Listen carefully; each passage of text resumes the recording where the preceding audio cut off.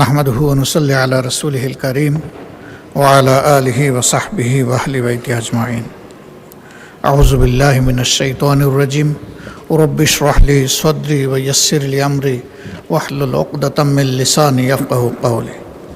قال النبي صلى الله عليه وسلم خير الناس من ينفع الناس أو كما قال عليه الصلاة والسلام।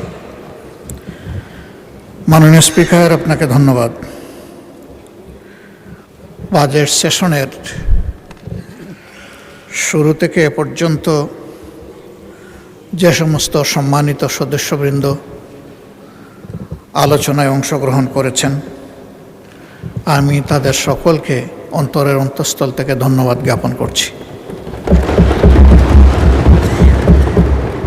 সকলেই তাদের বিবেচনাবোধের জায়গা এবং জ্ঞান থেকে এই আলোচনায় অংশগ্রহণ করেছেন। আমি এই ধারণা পোষণ করতে চাই, দেশ, সমাজ, জাতি এবং দিনের কল্যাণেই তারা তাদের আলোচনা রেখেছেন। এটি ঠিক যে সকলের চিন্তাধারা একই ধরনের হবে না,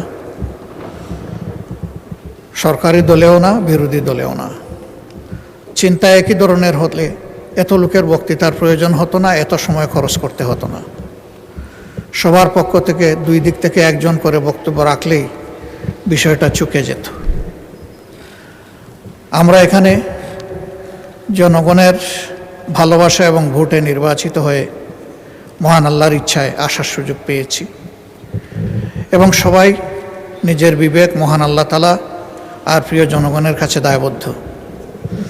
এই দায়বদ্ধতার জায়গা থেকেই আমরা আমাদের বক্তব্য রেখে থাকি। বাজেট সেশন বছরের সবচেয়ে গুরুত্বপূর্ণ সেশন। এর ভিত্তির উপর পুরা বছরটি কেমন যাবে তাই নির্ভরশীল।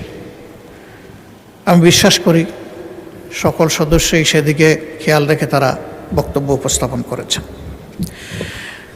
আমি আমার বক্তব্যের সূচনায় গভীর শ্রদ্ধা প্রদর্শন করছি এবং তাদের জন্য মাগফিরাত কামনা করছি। মরহুম প্রেসিডেন্ট জিয়াউর রহমান, আল্লাহ তাকে শহীদ হিসাবে কবুল করুন। মৌলানা আব্দুল হামিদ খান ভাসানী, যার অসামান্য অবদান রয়েছে জাতির জন্যে। জেনারেল আতাউল গনি উসমানী, যিনি মুক্তিযুদ্ধে সফল নেতৃত্ব দিয়েছেন। স্বাধীনতার পতাকা উত্তোলনকারী আসম আব্দুর রব, যিনি সাহসী যুবক হিসাবে সেদিন গর্জন করেছিলেন। সকল শহীদ এবং জীবিত মুক্তিযোদ্ধা, 90-এর গণ আন্দোলনের শহীদ, 28 অক্টোবরের শহীদ, পিলখানা হত্যাকাণ্ডের শহীদ, শাপলা চত্বরের শহীদ, 17.5 বছর ফ্যাসিবাদী শাসনের বিরুদ্ধে লড়াই করতে গিয়ে যে সমস্ত লোক শহীদ হয়েছেন, বিশেষ করে আমার প্রিয় দলের সম্মানিত সিনিয়র নেতৃবৃন্দ। আমরা একটি কষ্টে ভোগা দল। আমাদের 1-2 করে 11 জনকে আমাদের বুক থেকে ছিনিয়ে নেওয়া হয়েছে। 12 নম্বর জন এখানে জীবিত আছেন। বাকি সকলেই দুনিয়া থেকে বিদায় নিয়েছেন। আল্লাহ তাআলা তাদের সকলকে শহীদের যথাযথ মর্যাদা দান করুন। তাদের দুঃখী পরিবারের প্রতি আমি গভীর সমবেদনা জানাচ্ছি। সেই সাথে 24-এর গণ অভ্যুত্থানের সকল শহীদ, আহত এবং পঙ্গু এবং ফ্যাসিবাদী আমলে গুম হওয়া সকল পরিবার, ব্যক্তি, তাদের সকলের প্রতি আমি গভীর শ্রদ্ধা এবং সমবেদনা জ্ঞাপন করছি।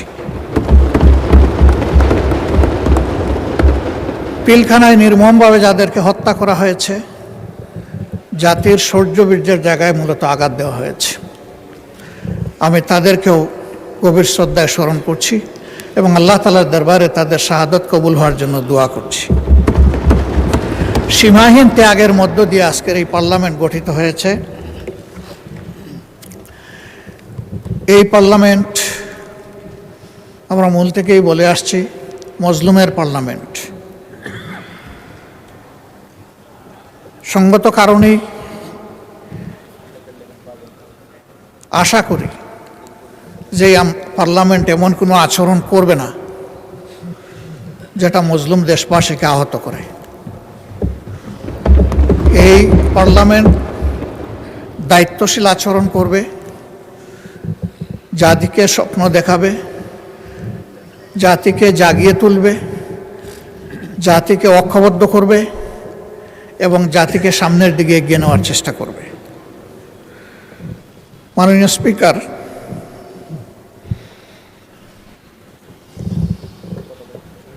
আমরা এই বাজেট অধিবেশনে বাজেট বড় না ছোট, বাস্তবায়নযোগ্য বা তার সামনে চ্যালেঞ্জ আছে, এর সংখ্যাতাত্ত্বিক অনেক বিশ্লেষণ আমরা করেছি।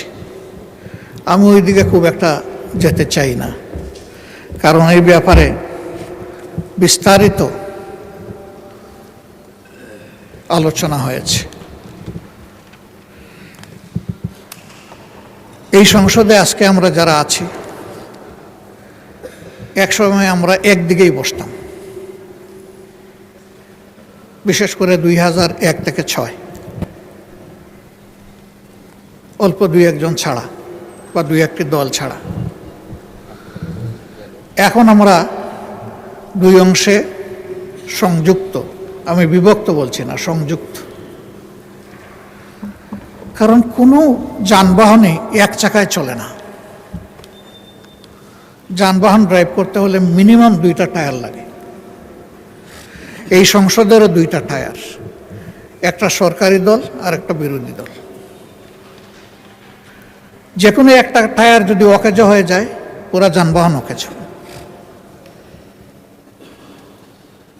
সুতরাং আমরা সবাই খেয়াল রাখব এই টায়ার দুইটি যাতে সচল থাকে।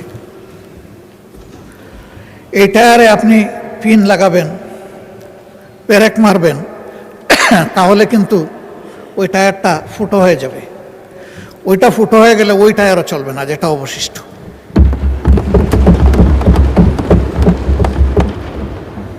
একটা চমৎকার টেন্ডেন্সি আমি লক্ষ্য করেছি, প্রায় সকল বক্তা কুচি কুচি করে কাটার পরে বলেন, এগুলো ছাড়েন, ছাড়িয়ে আসেন, আমরা ঐক্যবদ্ধভাবে দেশটা চালাই। ওই কুচি কুচি করার যন্ত্রটা আসেন আমরা ফেলে দিই।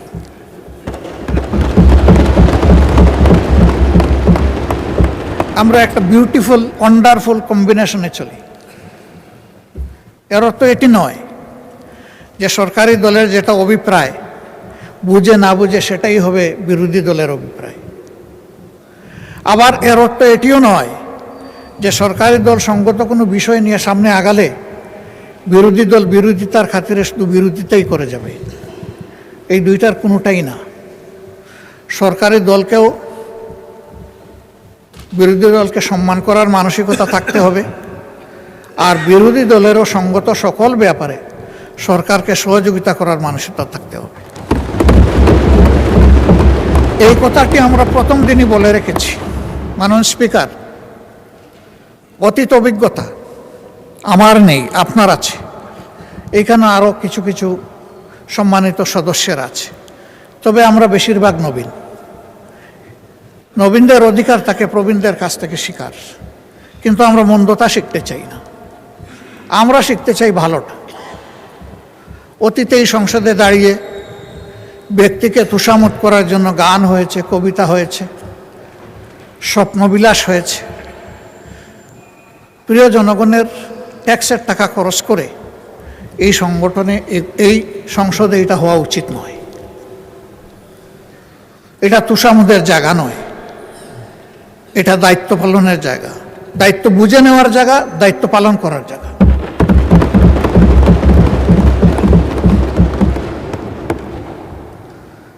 অনেক সময় ব্যক্তিকে খুশি করতে গিয়ে অন্যকে আবার বেশি করে আমরা আঘাত করে ফেলি। আমি প্রথম দিন আপনার মাধ্যমে অনুরোধ করেছিলাম অতীতের ব্যাড কালচারকে আমরা না বলি, বিশেষ করে এই সংসদে দাঁড়িয়ে চরিত্র হননের কোনো কাজ যেন না হয়, এবং আপনি যেন এটা অ্যালাউ না করেন।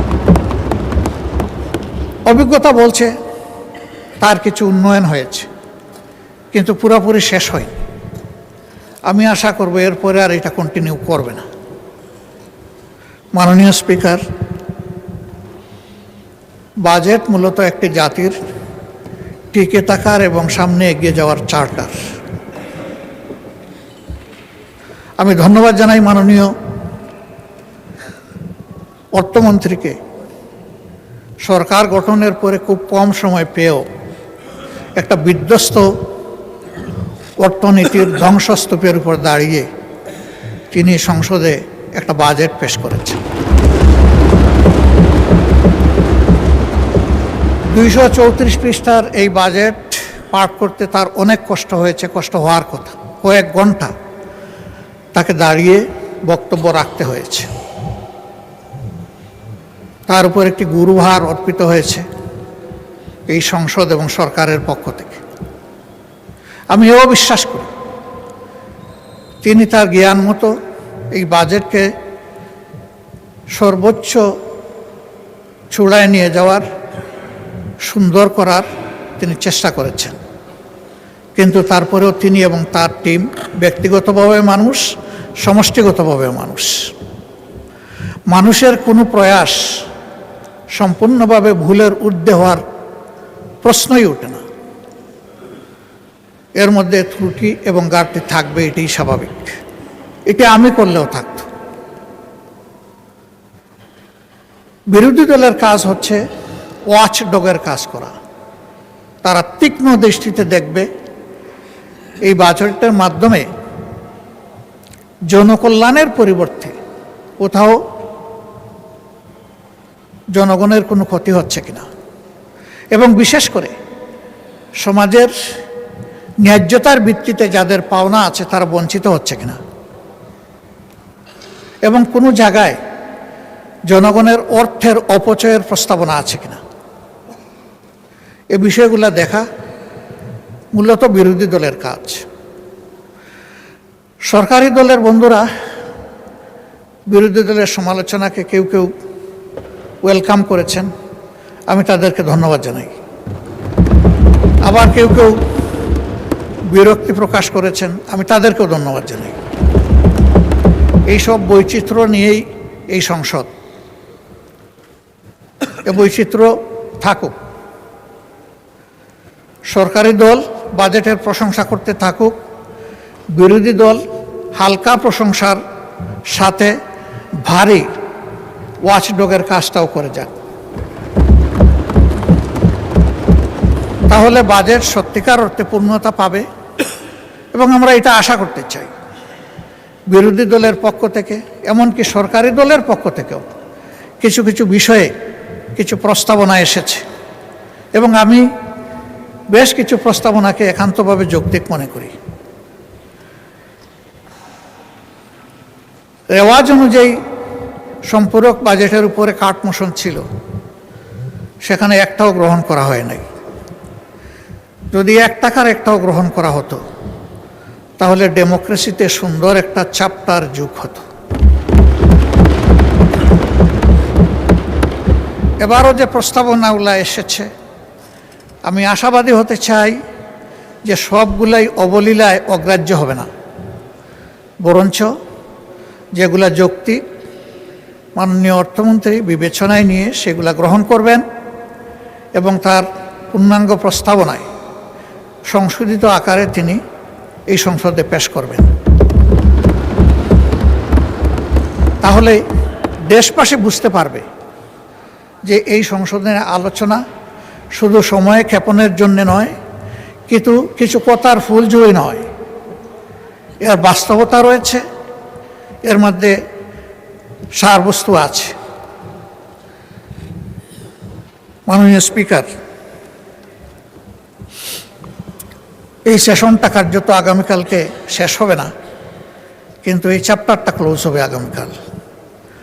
কারণ জুলাইয়ের 1 তারিখ থেকে এই বাজেট বাস্তবায়ন শুরু হবে ইনশাআল্লাহ।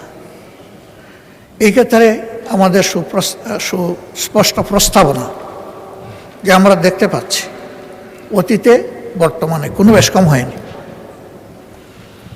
এটা জুলাই টু জুন হওয়ার কারণে এবং শেষের দিকটা বন্যা দুর্যোগ থাকার কারণে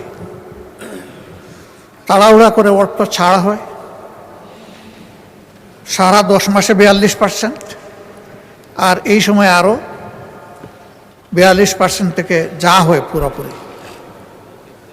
পরে এখানে অপচয় এবং লুটপাটের দুয়ার উন্মুক্ত হয়ে যায়।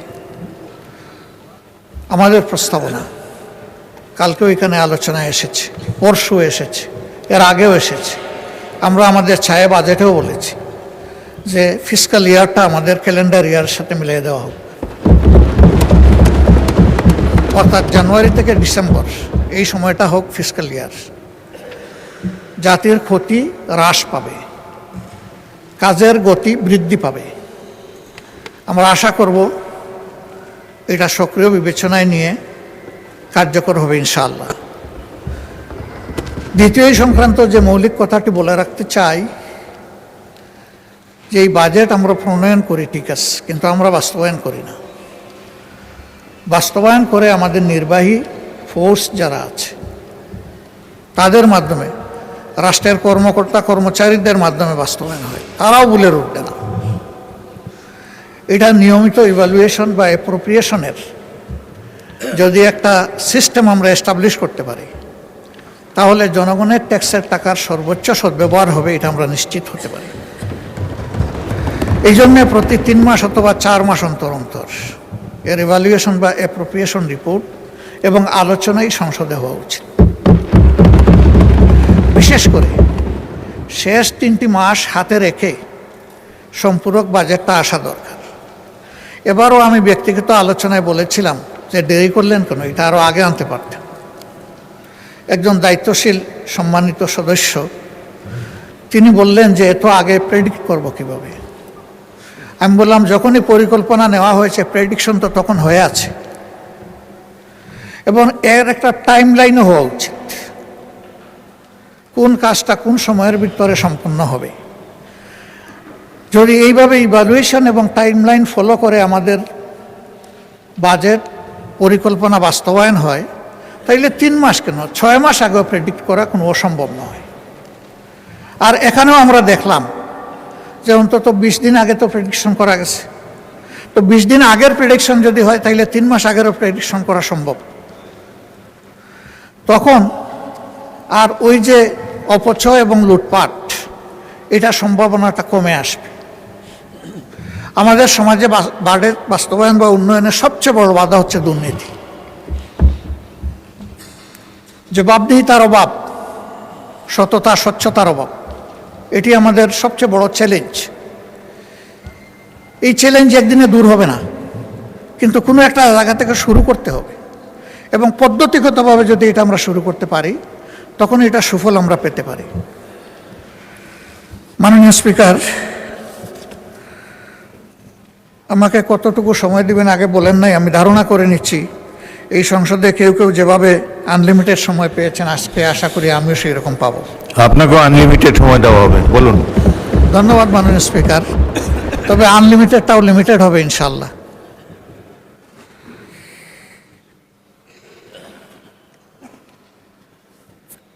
মাননীয় স্পিকার, আমি সব খাতওয়ারি বিষয়গুলো এখানে আনবো না। যে বিষয়গুলোকে আমি সবচেয়ে বেশি গুরুত্বপূর্ণ মনে করি সেই বিষয়গুলো এখানে আনতে চাই।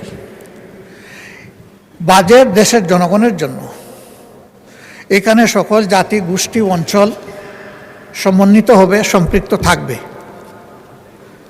তবে একটা ইনসাফভিত্তিক বাজেট তখনই হবে যখন সমাজের পিছিয়ে পড়া অংশ এবং অঞ্চলকে অধিক গুরুত্ব দিয়ে বাজেটে সম্পৃক্ত করা হবে, এবং এই বাজেটের সুফল যখন সবাই পাবে, কেউ এর সুফল থেকে বঞ্চিত হবে না। এই বাজেটে আমরা লক্ষ্য করেছি তার ব্যতিক্রম আছে। সেই ব্যতিক্রমটা নিয়ে অনেকেই কথা বলেছেন, আমিও আবার কথা বলছি। শিক্ষা জাতির মেরুদণ্ড। আমাদের শিক্ষা ব্যবস্থা ভালো নেই। বিভিন্ন ধরনের অনিয়ম অপকর্মের কারণে এটা বিশ্বের মিনিমাম স্ট্যান্ডার্ড আমাদের দেশ মেনটেন করতে পারে না। 18 কোটি মানুষের দেশে এতগুলা পাবলিক বিশ্ববিদ্যালয়, এতগুলা প্রাইভেট বিশ্ববিদ্যালয়, কিন্তু বিশ্ব র্যাঙ্কিংকে গুরুত্বপূর্ণ জায়গায় আমরা এখনো জায়গা করে নিতে পারিনি, বরঞ্চ দিন দিন আমরা পিছিয়ে যাচ্ছি। এর মূল কারণ এই শিক্ষা প্রতিষ্ঠানগুলো নিয়ে আমাদের কোনো নির্দিষ্ট ভিশন নেই এবং সেই জায়গায় দক্ষতা বৃদ্ধির এবং দক্ষ লোকের সম্মান করার কোনো জায়গা নেই। বরাবরই রাজনৈতিক আনুগত্যকে প্রাধান্য দেওয়ার কারণে নিজেদের ইচ্ছা অনিচ্ছার লালন পালন করার কারণে আমাদের শিক্ষা পিছিয়ে যাচ্ছে। কোথায় গিয়ে থাকবে আল্লাহ ভালো জানে। থামাতে হবে, আর পিছনের দিকে যেতে দেওয়া যাবে না। এখন একটা জায়গা থেকে শুরু করে সামনে এগিয়ে যেতে হবে। সেই শিক্ষা আমাদের দেশে বহুমাত্রিক। এখানে সাধারণ শিক্ষা আছে, কেজি থেকে শুরু করে বিশ্ববিদ্যালয় পর্যন্ত। আবার এখানে মাদ্রাসা শিক্ষা আছে। মাদ্রাসায় আবার 2টি মৌলিক ধারা আছে, একটি আলিয়া মাদ্রাসা আর একটি কওমি মাদ্রাসা। আলিয়া মাদ্রাসা সরকারি কনসিডারেশনে যেটুকুই হোক আছে, কিন্তু বিশাল একটা অংশ কওমি মাদ্রাসা যারা, তাদের কোনো কনসিডারেশন এই বাজেটে নেই।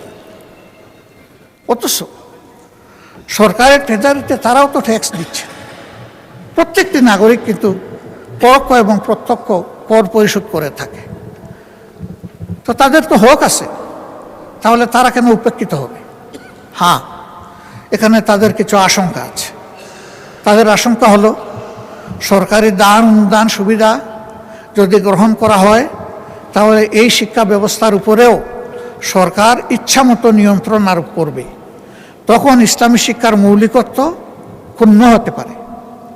যদি তাদের সম্মিলিত যে সংস্থা আছে হায়াতুল উলিয়া, তাদের সাথে বসে তাদেরকে নিশ্চয়তা দেওয়া যায় যে আপনাদের পরামর্শ মোতাবেকই এগুলা পরিচালিত হবে, আমরা জোর করে কিছুই চাপাবো না। রাষ্ট্রের ট্রেজারিতে আপনাদের হক আছে, আপনাদের হক আপনাদের হাতে তুলে দেওয়া আমাদের দায়িত্ব, আমাদেরকে এই সুযোগ আপনারা সৃষ্টি করে দেন। তখন একটা রাস্তা বের হবে। আমি মনে করি তাদেরকে এই বাজেটে ইনক্লুড করা উচিত। এখন মেকানিজম কি হবে, সরকার এটা বের করে নেবে। এই ক্ষেত্রে যদি আমাদের কোনো সহযোগিতা লাগে, আমরা প্রস্তুত। আমাদের সহযোগিতা ছাড়াই যদি সরকার একা সমাধান করে বলে, ধন্যবাদ দেব, অসুবিধা নেই, কাজটা হওয়া দরকার। এরপরে আমরা লক্ষ্য করলাম প্রাইমারি স্কুলের প্যারালাল সংখ্যায় যাই হোক, ইবতেদায়ী মাদ্রাসা আছে, সেই মাদ্রাসাগুলোর কোনো অ্যাকোমোডেশন এখানে নাই, আমাদের বাজেটে নাই। তারাও শিক্ষায় কন্ট্রিবিউট করছে। আমি দাবি করব তাদেরকেও এর অন্তর্ভুক্ত করা।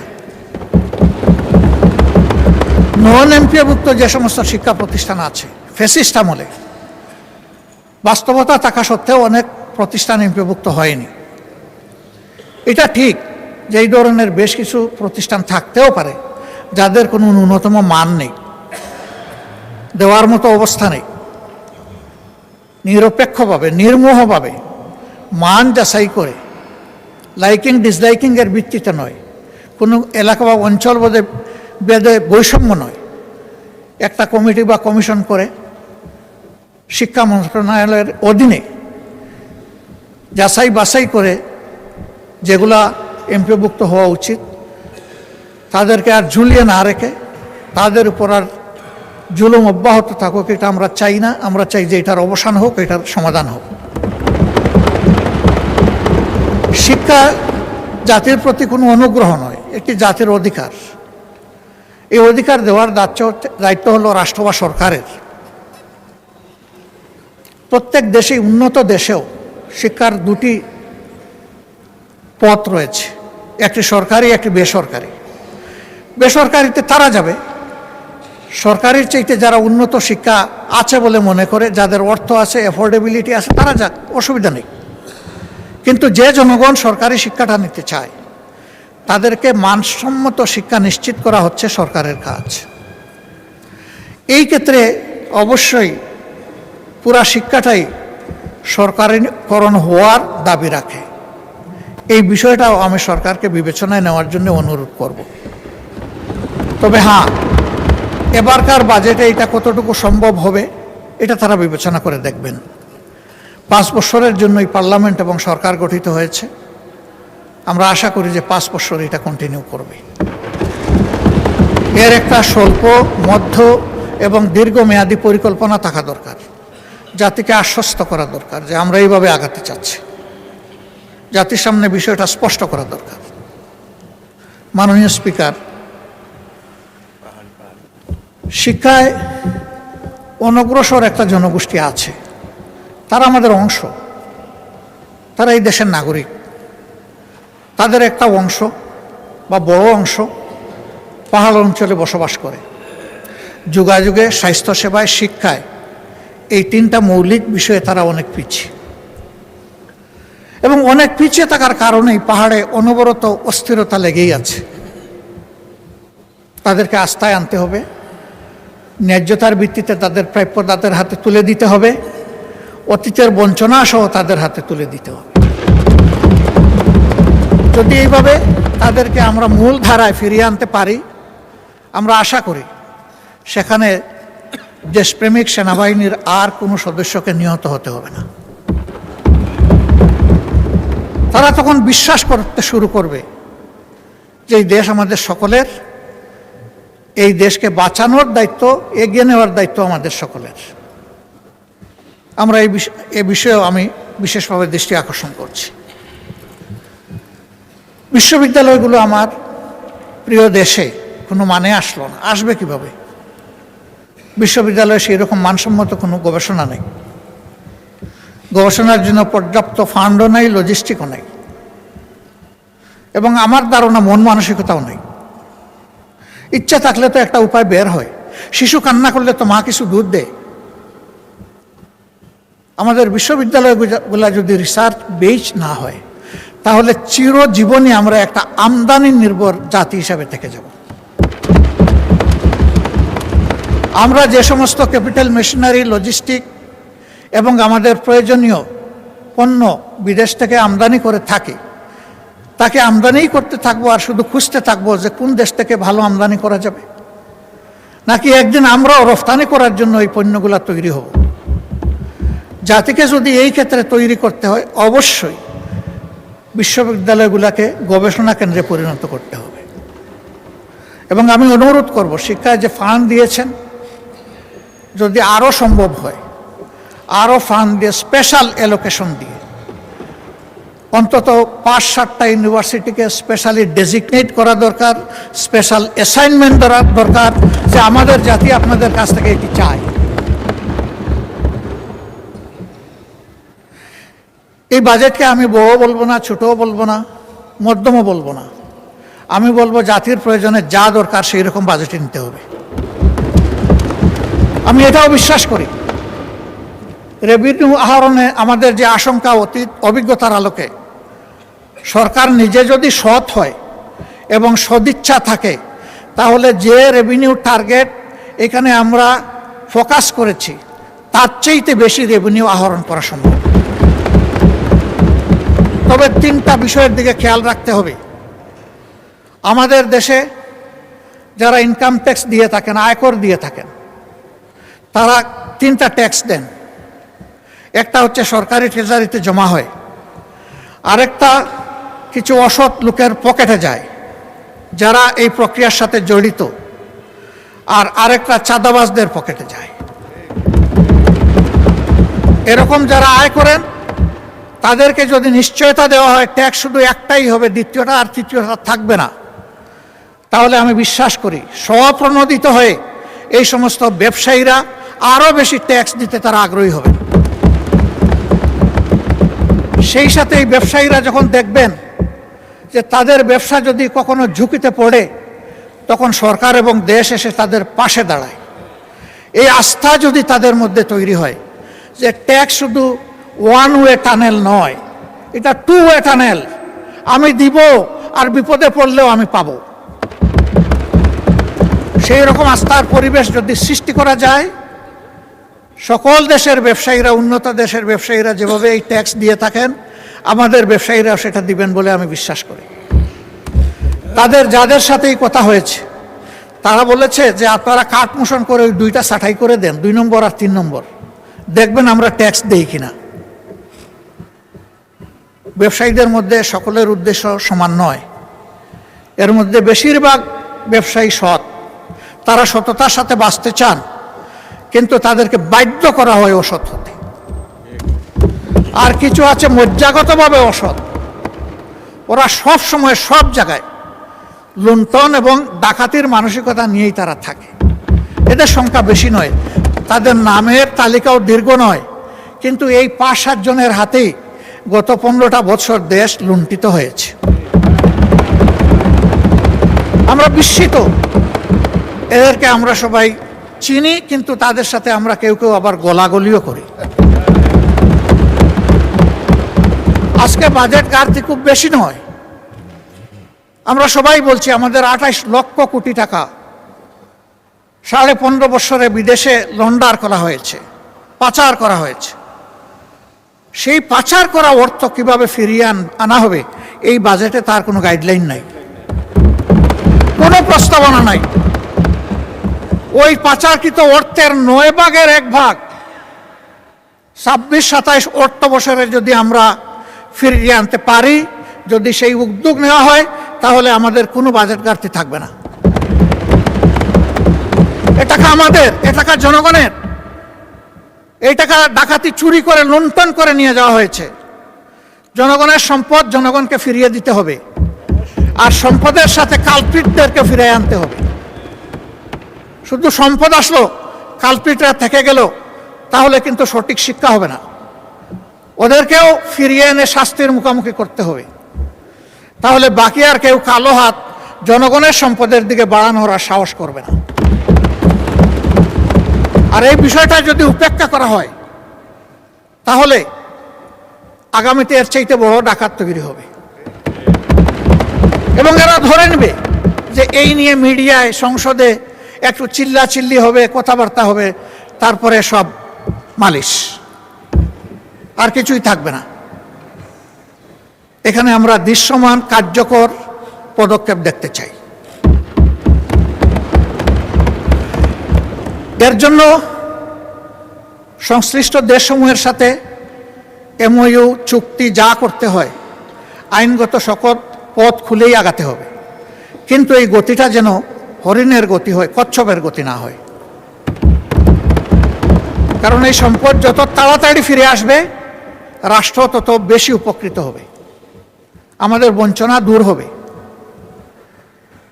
এই ব্যাপারে বিরোধী দল হিসাবে আমরা যাদের সাথে বসেছি, বিদেশের যে সমস্ত ডেস্টিনেশনে আমাদের এই টাকাগুলো গিয়েছে, আমরা তাদের সাথে পরিষ্কার কথা বলেছি, এই টাকা আমাদের, আপনারা ফিরিয়ে দিতে সাহায্য করুন। আমাদের সরকার যদি উদ্যোগ নেয়, তাদেরকে আপনারা সহযোগিতা করুন। বিরোধী দল হিসাবে আরও যদি কিছু করার আমাদের থাকে বলবেন, সেটাও আমরা করব। আমরা দেশকে ভালোবাসি। সরকারি দল বিরোধী দল বড় কথা নয়। এখান থেকে অনেকেই বলেছেন যে আপনারা এত সমালোচনা করেন, একদিন তো আপনারা সাইড বদল করে এখানেও আসতে পারেন। আল্লাহ ভালো জানেন, তুতিল মুলকা মান তাশা ওয়া তানজিউল মুলকা মিম্মান তাশা। আল্লাহ ভালো জানেন ক্ষমতার পালা বদল কখন হবে, কারে দিয়ে হবে, কিভাবে হবে, তবে হবে, এটাই কথা।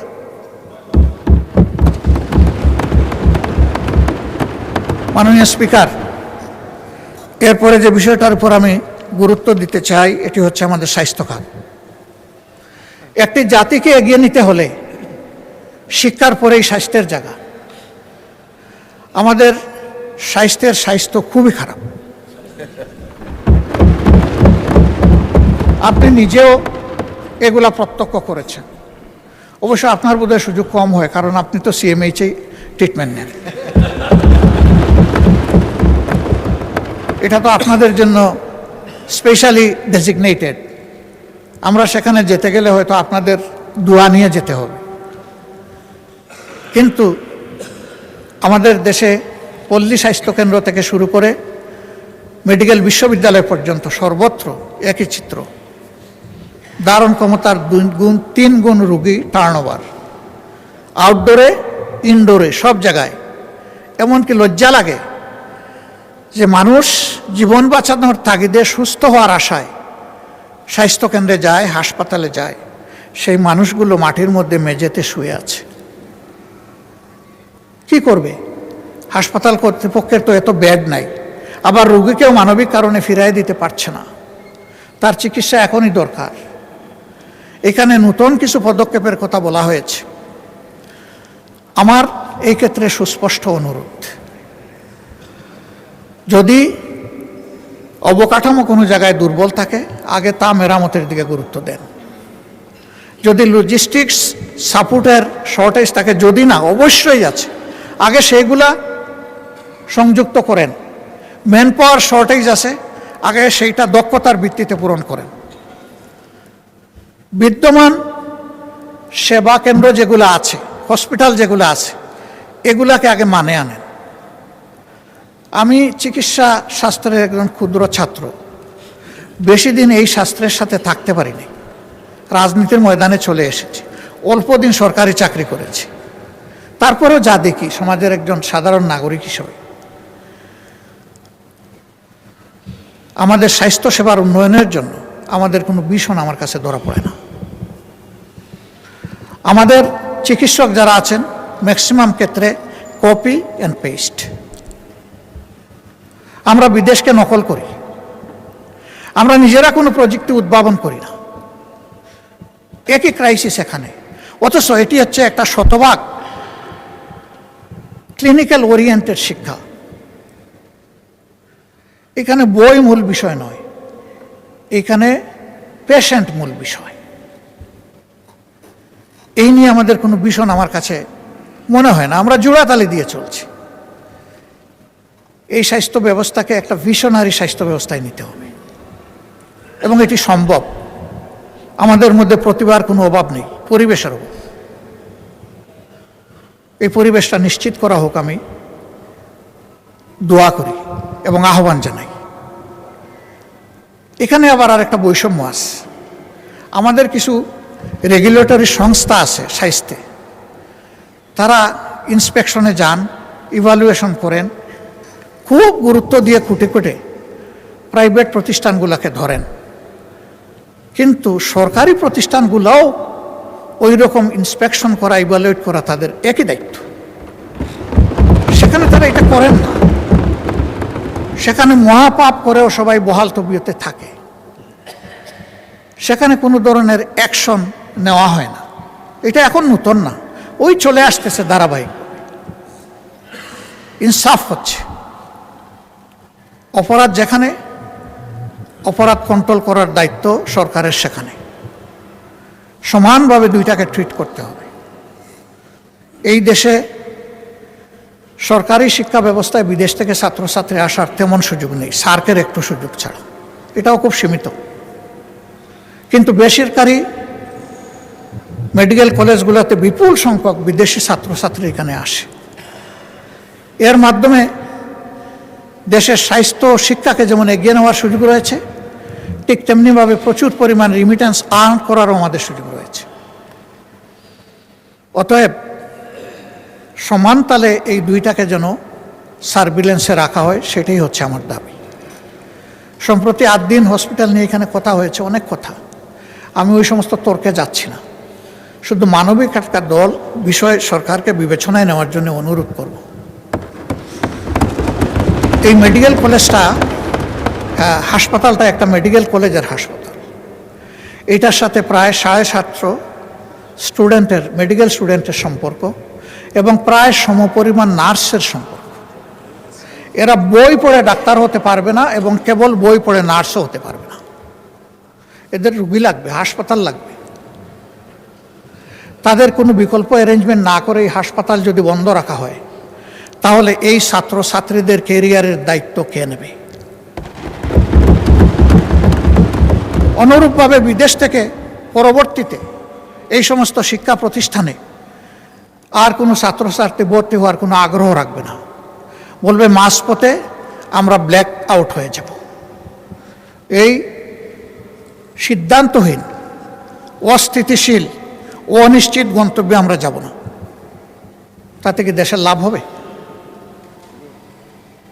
এখানে যারা কর্মকর্তা কর্মচারী আছে, যারা মালিক পক্ষ আছেন, সংগঠিত ঘটনার জন্য আমরা সকলেই খুবই অনুতপ্ত, আমরা শোকাহত। সঠিক তদন্তের মাধ্যমে কারো দোষ প্রমাণিত হলে তার বিচার হোক, শাস্তি হোক, আমাদের কোনো আপত্তি নেই। কিন্তু প্রতিষ্ঠানের প্রয়োজনীয় সংস্কার যেটা দরকার, সময় বেঁধে দিয়ে সেটা করে এই হসপিটাল অতি সত্বর খুলে না দিলে এই সমস্ত জিনিস হুমকিতে পড়বে। এটা ঠিক, হয়তোবা তাদের কোনো দুর্বলতার কারণে এই ঘটনা ঘটেছে, কিন্তু এটাও ঠিক যে এখান থেকে লক্ষ লক্ষ মানুষ সেবা পেয়েছে এবং তারা এমন কিছু সেবা রেভিনিউ এখানে দিতে পেরেছে। আমিও একটা প্রাইভেট প্রতিষ্ঠানের সাথে জড়িত, আমি বলছি আমিও এটা দিতে পারিনি, এর দ্বারে কাছেও আমি দিতে পারিনি। তাদের ভালোকেও অ্যাপ্রিসিয়েশন দেওয়া হোক, আর তাদের কোনো অপরাধ থাকলে সেটাকেও বিবেচনায় নেওয়া হোক, কিন্তু আমাদের পদক্ষেপটা হোক মানবিক এবং যৌক্তিক। আমি বিশেষ করে মেডিকেল স্টুডেন্ট এবং নার্সদের তাদের একাডেমিক কেরিয়ার এবং জীবন বাঁচানোর জন্য আমি সরকারকে এ বিষয়টা গুরুত্ব দিয়ে বিবেচনা করার জন্য অনুরোধ করব।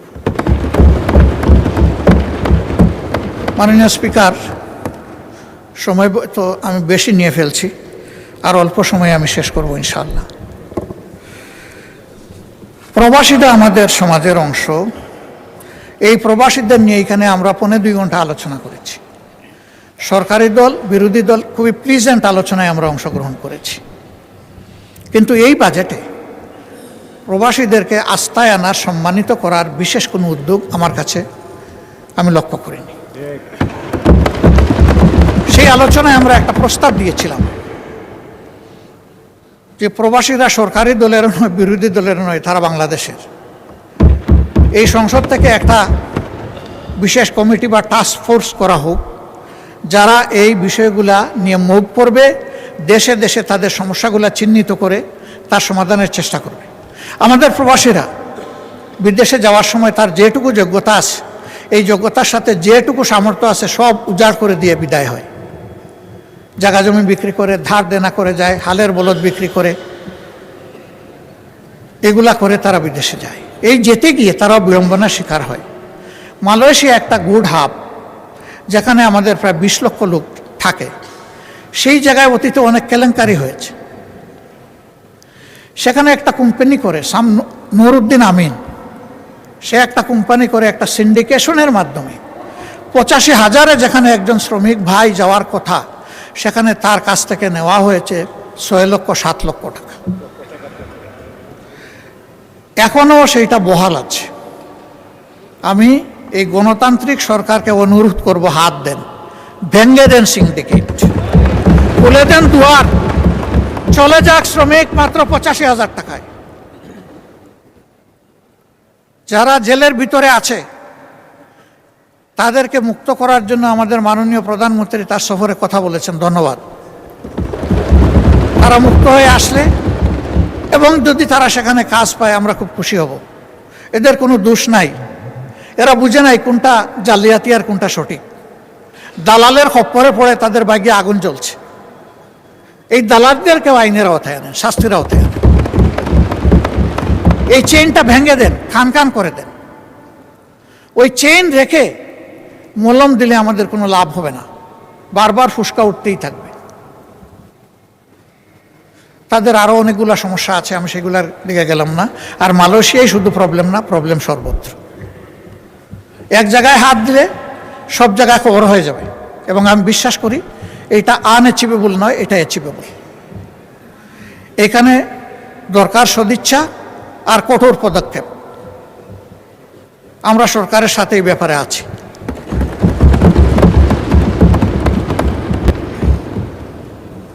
এই প্রবাসীরা আমাদের সম্পদ, তাদেরকে যেন আমরা যথাযথ সম্মান করতে পারি। আমি আবারও বলবো, গত সেশনে যে এই সেশনে যে ফ্রুটফুল ডিসকাশন হয়েছে, এর ভিত্তিতে কিছু একটা করেন, তাদের আস্থা ফিরে আসুক। যদি আমরা স্বচ্ছতা মেনটেন করতে পারি, আমাদের প্রবাসী ফ্লো আবার বেড়ে যাবে, অনেক বেড়ে যাবে। আর না হয় মালয়েশিয়ার মতো বারবার বাধাগ্রস্ত হবে। এই খুলবে, এই বন্ধ হবে, দরজা খুলবে, জানালা বন্ধ হবে, জানালা খুলবে, দরজা বন্ধ হয়ে যাবে। এই বিপদ থেকে বের হয়ে আসা দরকার। মাননীয় স্পিকার, এখানে এই বাজেটে আমাদের 71-এর মুক্তিযুদ্ধে যারা অংশগ্রহণ করেছেন তাদের পূর্বের ভাতাটা বহাল রাখা হয়েছে। খেতাবপ্রাপ্ত মুক্তিযোদ্ধাদের ভাতা কিছুটা বৃদ্ধি করা হয়েছে। আমি অনুরোধ করব সকলেরটা বৃদ্ধি করে দেন। প্রয়োজন সবার আছে। খেতাব যারা পেয়েছেন তাদেরকে তো জাতি আলাদা সম্মান করে, কিন্তু প্রয়োজনটা আছে সবার। এই জন্য সবাইকে এই জায়গায় সম্মানের জায়গায় আমরা নিয়ে আসি। গত 17.5 বৎসরে যত মানুষ জুলুমের শিকার হয়েছে, এমনকি 28 অক্টোবর থেকে, 28 অক্টোবর শুধু জামাতের লোকেরা নিহত হয় নাই, একদিনে 34 জন মানুষ বিরোধী দলের নিহত হয়েছিল। তার মধ্যে 14 জন জামাত ইসলামের, 20 জন বিএনপির। পল্টনের ঘটনাটা ছিল সবচাইতে লোমহর্ষক, হৃদয় বিদারক, অমানবিক, পাশবিক। এই জন্য এইটা রেকর্ডে গিয়েছে।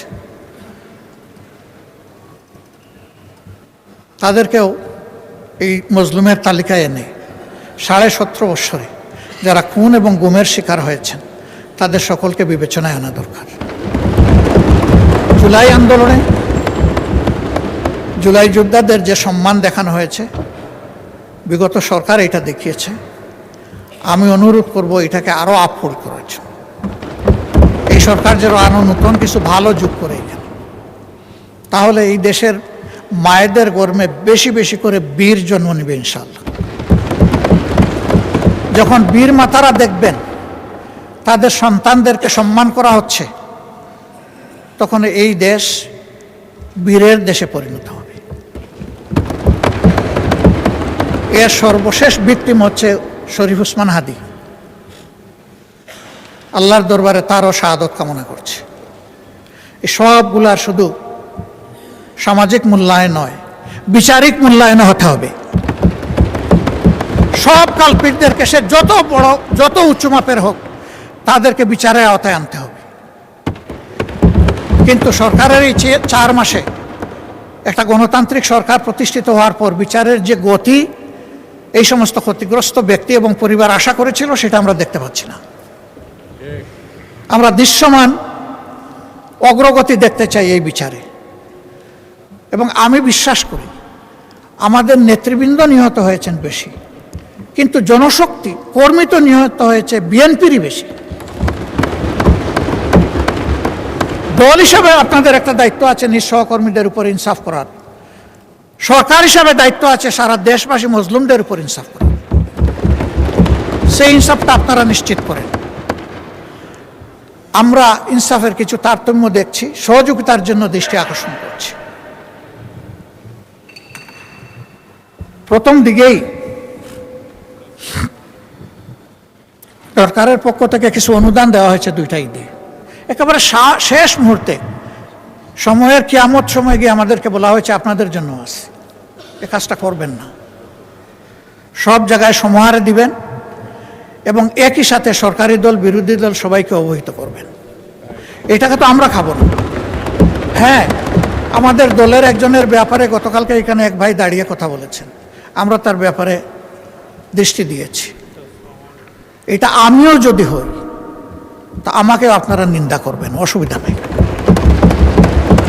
কিন্তু জনগণের হক শুধু আমরা বিরোধী দলের এমপি এই কারণে যেন নষ্ট না হয়। প্রসঙ্গত বলতে চাই, প্রথম অধিবেশনের শেষ বক্তব্যে মাননীয় প্রধানমন্ত্রীর আগে আমি একটু কথা বলার সুযোগ পেয়েছিলাম। যে এলাকার মানুষ আমাকে নির্বাচিত করে এখানে পাঠিয়েছে, মিরপুর কাফরুলের ঢাকা 15 আসনের মানুষ, তাদের কিছু সুখ দুঃখের কথা বলেছিলাম। মাননীয় প্রধানমন্ত্রী সদয় হয়ে আমাকে তার বক্তব্যে বলেছিলেন যে আপনার ওই বিষয়গুলো আমাকে আপনি দিয়ে সহযোগিতা করুন, তথ্য দিয়ে। আমি 4 দিনের মাথায় সেটা তার দপ্তর এবং সংশ্লিষ্ট দপ্তরগুলোতে পৌঁছেছি। এরপরে আবার কিছুদিন আগে একটা সফট রিমাইন্ডার দিয়েছি। হয়তো অনেক কাজের ভিড়ে চাপে তিনি এদিকে খেয়াল দিতে পারেননি, কিন্তু আমি যে একটা ভুল করে ফেলেছি, আপনার এই আশ্বাসের পরে আমি যে এলাকার জনগণকে বলেছি যে মাননীয় প্রধানমন্ত্রী এটার দায়িত্ব নিয়েছেন, আপনারা আশ্বস্ত থাকুন।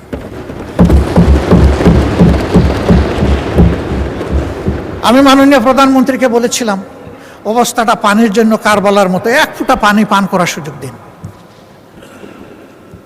পানির জন্য এখন ডেইলি সেখানে মানুষ বিক্ষোভ করে।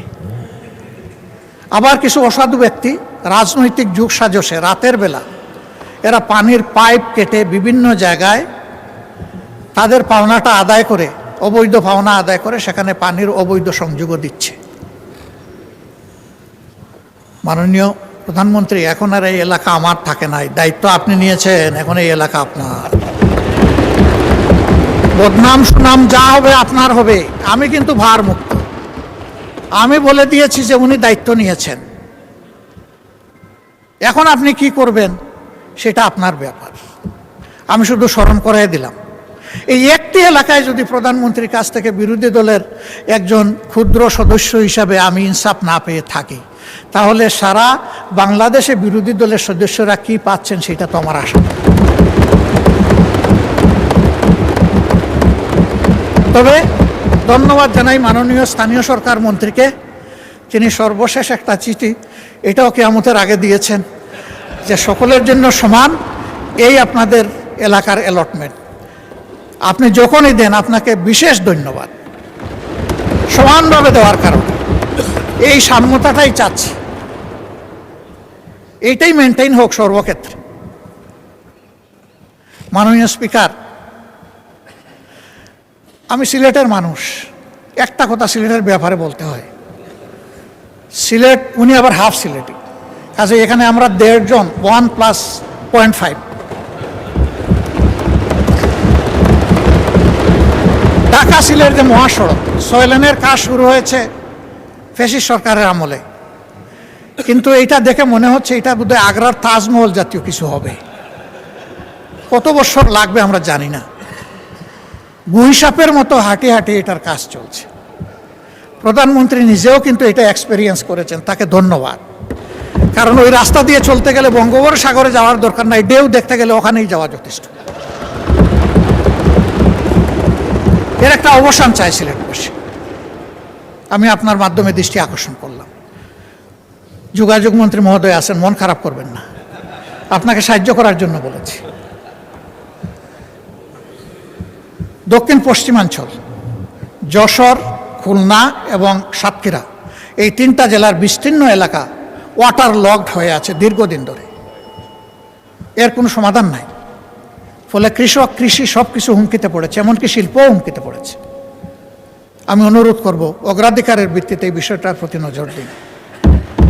এবার মাননীয় স্পিকার, আপনি এখানে না থাকলেও আমি বলতাম, আপনি টাকার কারণে বলছি, আপনি মন খারাপ করবেন না, আপনি লজ্জা নেবেন না, আপনি ভাববেন না যে আমি আপনাকে খুশি করার জন্য বলছি। আমি আমার দায়বোধের জায়গা থেকে, দেশের ভালোবাসার জায়গা থেকে বলছি। ভোলা দেশের সর্বদক্ষিণের জেলা। এই জেলাটি অন্য কোনো জেলার সাথে স্থলভাগে সংযুক্ত নয়, এটাও একটা ওয়াটার লক জেলা, এটা বাংলাদেশের অংশ। তাদের অধিকার রয়েছে বাংলাদেশের অন্যান্য সকল জায়গার যোগাযোগ ব্যবস্থার যে সুবিধা তারা পেয়ে আসছেন, ভোলা এখন এটা পেতে চায়, এটা পাওয়া তাদের অধিকার। ভোলার এই সেতু শুধু ভোলাবাসীর কপাল পরিবর্তন করবে না, আল্লাহ তাআলা ভোলায় যে অপার সম্ভাবনা রেখেছেন, এই ভোলা গোটা বাংলাদেশের এক বিশাল অংশের চিত্র পরিবর্তন করে দিতে পারে। এই জন্য আমাদের নিয়ামতের খনি এই ভোলা যেন আর উপেক্ষিত না থাকে। এই ভোলার সেতুটা আসলেই এটি একটা সম্ভাবনার স্বপ্ন। এই সেতু বাস্তবায়ন হোক। আমার এই প্রস্তাবে সরকারি দল খুশি না, আমি কি করবো, আপনার দলই খুশি না। ওই তারা তো সেই রকম উষ্ণ অভিনন্দন জানালেন না। মাননীয় স্পিকার, আমি আরও আপনাকে আশ্বস্ত করছি, ভোলা আমার শ্বশুর বাড়ি নয়।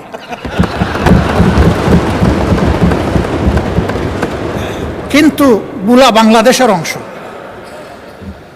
বাংলাদেশের প্রতি ইঞ্চি জায়গাকে আমি বিশ্বাস করি এই 350 বা 348 জন সংসদ সদস্য অন্তরে ধারণ করেন, আমিও ধারণ করি। তাই আমার দায়বোধের জায়গা থেকে আমি কথাগুলো বলি।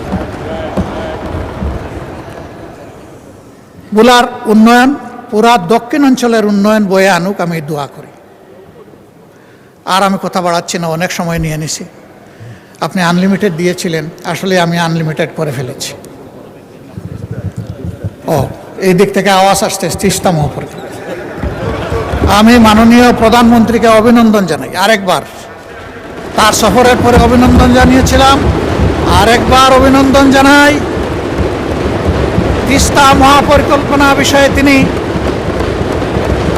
শক্তিশালী বন্ধু দেশ চীনের সাথে কথা বলেছেন এবং পানি সম্পদ মন্ত্রী গতকাল তার বক্তব্যে আশ্বস্ত করেছেন যে ইনশাল্লাহ যে নামেই হোক কাজ শুরু হয়ে যাবে।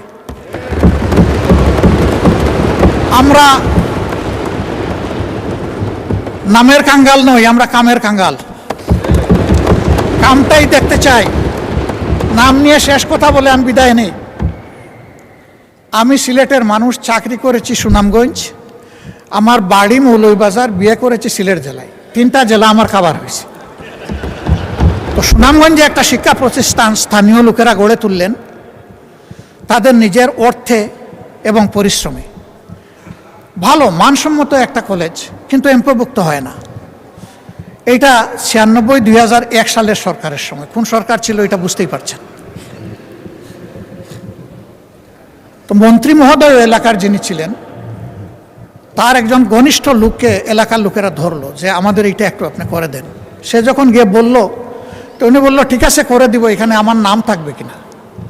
ওই যে তাদের সাথে আলাপ করে দেখি লিডার, আর সে আলাপ করছে, লোকেরা খুব মন খারাপ করছে যে সব কিছু আমরা করলাম, ওনার নামে এখন কলেজ দিয়ে দিব, এটা কোন ধরনের ইনসাফ। তো তারা মন খারাপ করে পাকিস্তান আমলের এক সরপঞ্চের কাছে গেছে। তখন তো আর মেম্বার ছিল না, সরপঞ্চ ছিল। এই বৃদ্ধ লোকের কাছে গিয়ে বলছে যে ঠেকলে নাকি বৃদ্ধের কাছে আসতে হয়, আপনি একটু বুদ্ধি দেন, কি করব। আমাদের যুবকরা শুনে তো খেপে গেছে, বলে যে সারা জীবন আমাদের এমপিভুক্তি হওয়ার দরকার নেই, আমরা এইভাবেই চলব। তো উনি বলে অসুবিধা নাই, ওই লোকটাকে দাওয়াত দাও যাকে তোমরা মাঝখানে ধরেছ, তার সাথে আমিও একটু বসতে চাই, তোমরাও থাকবা। তো ওই লোককে নিয়ে বসে বলছে যে ঠিক আছে মন্ত্রী মহোদয় এত বড় একটা কাজ করে দিবেন, আর তিনি আশা করেছেন তার নামটা থাকুক। এরকম একটা সমন্বয় হতে পারে যে তারও নাম থাকবে, এলাকারও নাম থাকবে। তো যদি এটা তিনি মানেন তাহলে একটা সমাধানে আমরা যেতে পারি। সে খুশি হয়ে গেছে যে প্রস্তাবে তো অর্ধেক মিলল। সে গিয়া যখন মন্ত্রীকে বলছে, মন্ত্রী তার গাড়ে ঠাস করে একটা চপ বসাই দিচ্ছে। সে তো অবাক হয়ে গেল যে ভালো একটা প্রস্তাব নিয়ে আসলাম, উনি আমারে চোর দিলেন কেন। বলে যে তোর বাবারা কি বলছে তুই কি খেয়াল করেছিস, এলাকার নাম পাগলা। এখন যদি এলাকার নামের আগে আমার নাম হয় তাইলে অমুক পাগলা, আর যদি পরে হয় তাইলে পাগলা অমুক। যা কিছুই লাগবে না, ওরা তোরে জুতার বাড়ি দিয়েছে, আমি এর বিনিময়ে এমপিওভুক্ত করে দেব। আমি অনুরোধ করব আমরা যেন নামের পিছনে না দৌড়াই, আমরা যেন কাম নিয়ে পড়ে থাকি। ধন্যবাদ মাননীয় স্পিকার, কোনো ভুল হলে আমাকে ক্ষমা করবেন। প্রিয় দেশ এগিয়ে যাক, বাংলাদেশকে নিয়ে আমরা এগিয়ে যাই, যুবকদের স্বপ্নের বাংলাদেশ উপহার দেই এবং আমরা অতীতের গ্লানি থেকে বের হয়ে আসি। আল্লাহ হাফিজ, বাংলাদেশ জিন্দাবাদ। আসসালামু আলাইকুম রহমতুল্লাহ।